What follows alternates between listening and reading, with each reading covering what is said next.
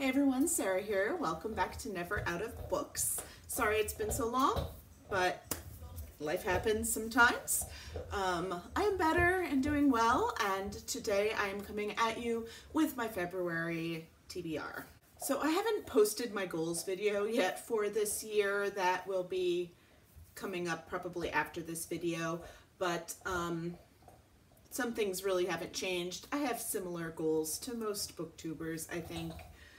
In reading books and backlist and everything else. And I also really wanted to make sure that my TBRs do not get too out of control so that I have some chance to mood read and just enjoy reading whatever I feel like. But with that in mind, I am going to participate in 2 readathons this month. The first one that I was interested in was the Historathon. This is hosted by Amanda from, I forget what her channel is, something with curly, and Sarah from Sarah's Nightstand. This is a month-long readathon that focuses on historical fiction, really, although from the looking at people's TBRs, there's a little bit of interpretation that, you know, I think there's some people reading some historical romance and things like that for this. There is a bingo board with 9 prompts on it. You can fill that thing all up, but that is not what I am doing because, again, don't want my TBRs to get too long. The first book that I am going to read for this is the group read, which is The Fountains of Silence by Ruta.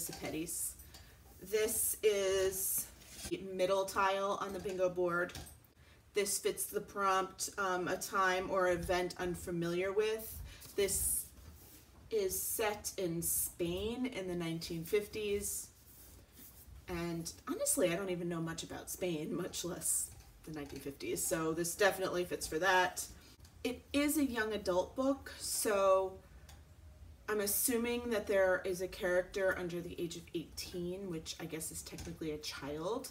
One of the prompts is to read a book with a child as a character. That might not be the anticipated, or the that might not be the the heart of the challenge, but it is chunky, so we'll see how long this takes me, but I'm actually looking forward to it. It's just a bit of a change compared to what I have been reading. So my thought for the book with a child as a character, I'm not going to use that one because that's kind of cheaty. I have this one, The Runaway's Gold by Emile Christine Barak. It's set in the 1840s, and it has a 13-year-old boy as a protagonist, and this is set in the Shetland Islands of Scotland, which is very interesting. And so there's a lot of history about the Shetland Islands and different things like that in this book, which is great. So this is a book that obviously has a child as a character.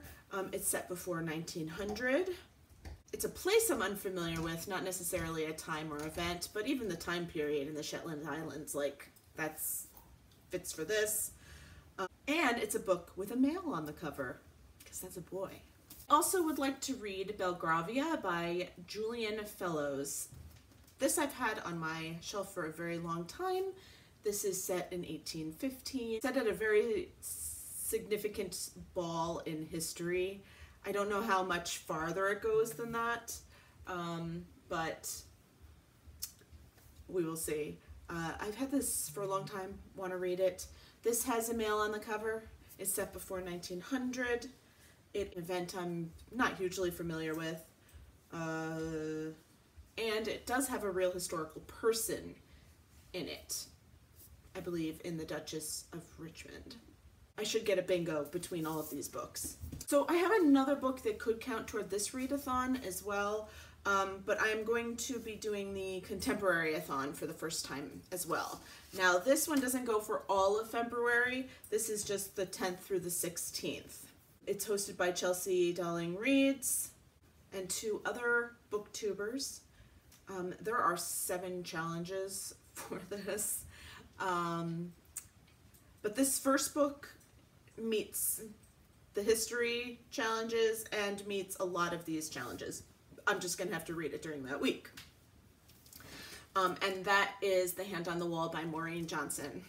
This is the third and final book in the trilogy, the Truly Devious trilogy.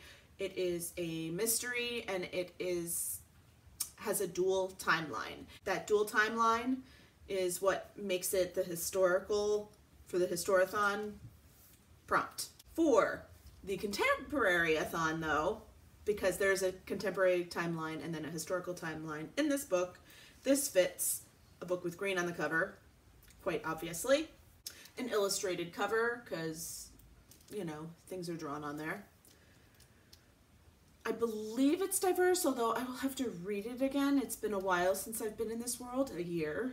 But I believe there are some diverse main characters in this. And this is a dark contemporary. These are mysteries, almost on the edge of a thriller. Now I just have to wait until the 10th to pick this up because I want to read it now. I'm reading a second book for the Contemporaryathon, The Hating Game by Sally Thorne. It's about time I finally read this book. It's been sitting on my TBR for a very long time. Actually, that's one of the prompts of the Contemporaryathon. Backlist book. There we go. This is also a new to me author. I've never read anything by Sally Thorne before, and beloved by a member of the BookTube community. So many people rave about this book. I know the point of this prompt was to like actually tag another channel and things like that. I can't remember, but I just remember a bunch of people raving about this book. So I can't really do that prompt in that way, but it's time to read or unhaul this. Like, it's past time. To keep up with my nonfiction reading that I have, the year-long challenge, I would like to read Paperback Crush. This is just all about the young adult books of kind of my time period. And I did not finish this in January, so I will finish this in February. Also in January, I did not finish Amber and Dusk by Lyra Celine. I am about halfway through, so I will be finishing this in February, and you will get my thoughts on it at the end of this month. I think that's about it. If I add anything else, it will be at my wrap-up at the end of the month. And there were so many readathons going on for this month. It's ridiculous, and it was hard to choose between everything, but I think these two are doable for me. I am looking forward to seeing what everyone else is reading, and I will talk to you later. Bye.